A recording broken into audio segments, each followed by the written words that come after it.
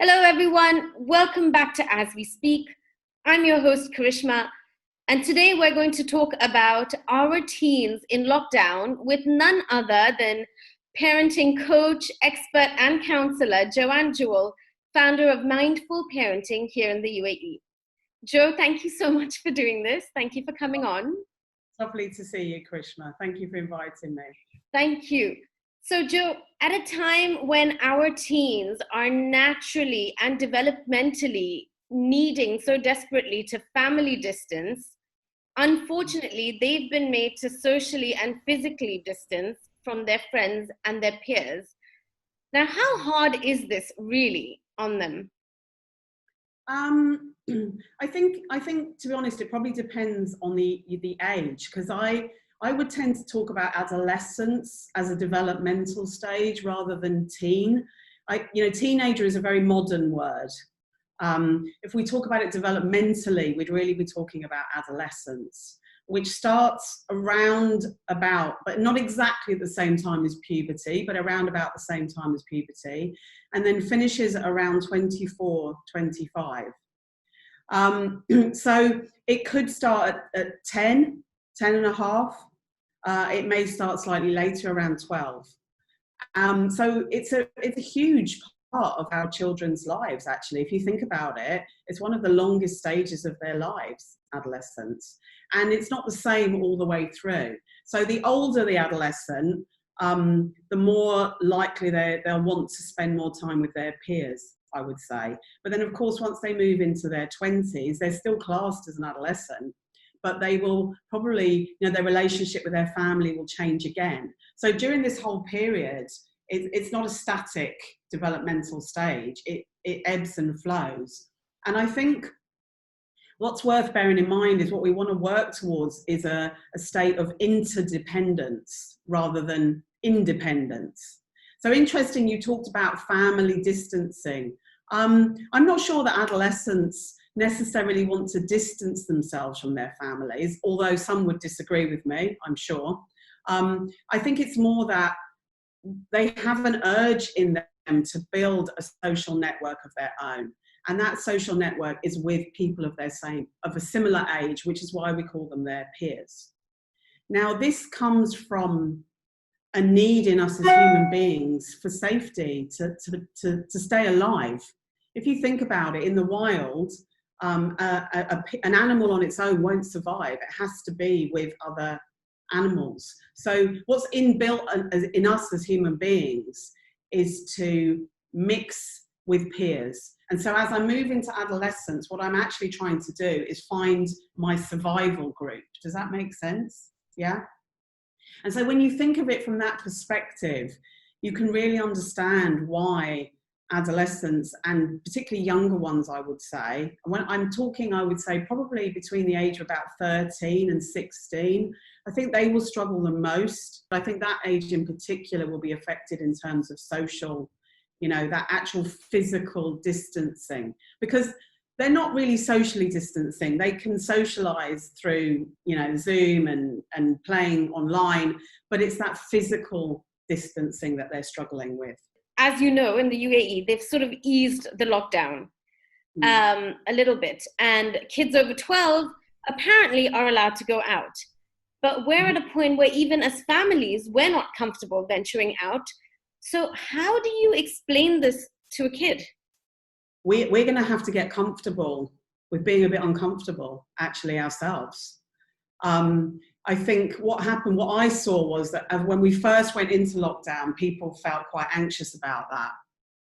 And then they got comfortable with it, and now they're anxious about going out into the world a little bit, So this is actually a really good opportunity to teach adolescents how to respond to things that isn't anxious, because we need to teach our children how to cope with being a bit uncomfortable. I think we're all going to be uncomfortable for quite a while, actually. And it's not a bad thing to be uncomfortable. Often big changes, big shifts, big progressions come out of discomfort, actually. But I think if your response to uncomfortableness is to shut down, is to control more, is to be more restricted, is more avoidant, then that's going to generate some quite serious, significant anxious behaviours.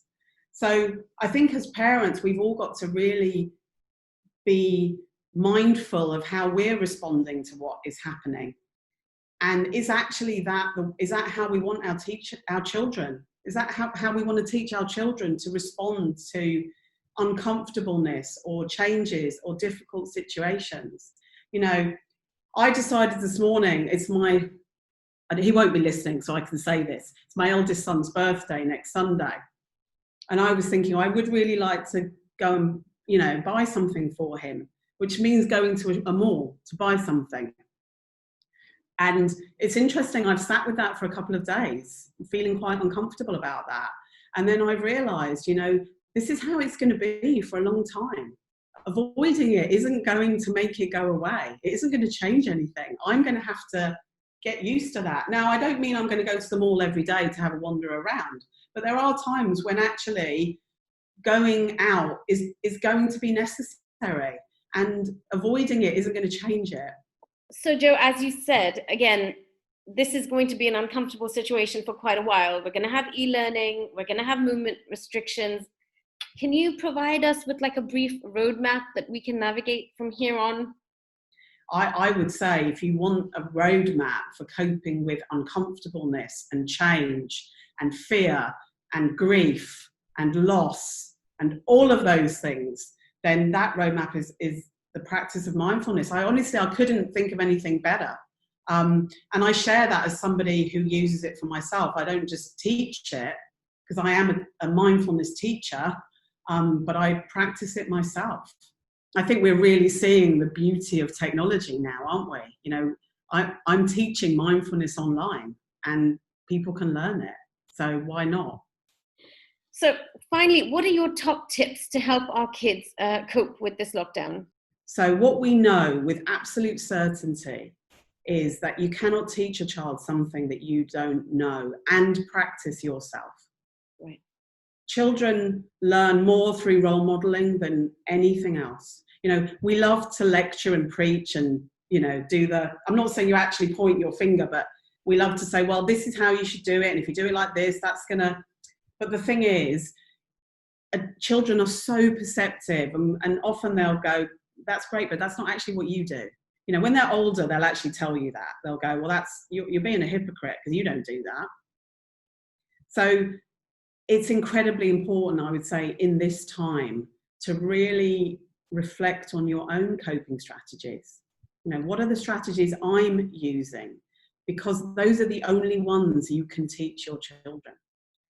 And I think we all know the strategies that we need. I mean, Karishma, what do you think the strategies are that we need to cope with this unprecedented situation? What do you think they are? A lot of patience, a lot of resilience, and a lot of forward thinking, When you say forward thinking, what do you mean? Knowing that everything has a reason and everything at some point is going to come to an end. So you've just got to, and that everything changes and this is part of that change and you've got to kind of roll with it and accept it. Is that forward thinking or is that practicing living in the present? Maybe that's practicing living in the present. Yeah. Maybe I'm doing something right. Yeah. I mean, Eckhart Tolle would call that impermanence. Understand that everything is impermanent. Nothing is permanent. The only moment you have is this one right now. The ability to live in the present, to be present with what is, rather than constantly trying to hope that it will change or try to control it. Learning what I really can control and learning what I can't, I think is incredibly powerful. That's very, very true. Thank you so much. That was really, really, really helpful to me. And I'm sure it's going to be helpful to everybody else that's going to be watching this. Guys, I hope you really enjoyed this. Thank you, Jo, for coming on. If you have any questions, Jo, you run these workshops online every Saturday. So what happens is on a Thursday, I do a live Instagram at 10 o'clock in the morning. Right. On Mindful Me Dubai. That's the page that I do it on. Right. And guys, it's 10 o'clock in the morning UAE time. Just 10 o'clock in the UAE time. So if you're in the UK, it's not too early. So it's 7 o'clock in the morning. And so do that, and you're welcome to ask questions. And then on a Saturday morning, I follow that up with a workshop, a 90-minute workshop. So the topic that I introduce in the Instagram Live, we then do as a taught workshop on a Saturday morning. And then in addition to that, I'm teaching mindfulness as well, which is a 4-week workshop. Right. And runs on a Saturday afternoon. So I think parents, the best thing to do is maybe just find you on Insta at Mindful Parenting. ME. So to find Jo at Mindful Parenting, ME, and then you can take it from there. All the information they need will be there. Yeah. Brilliant.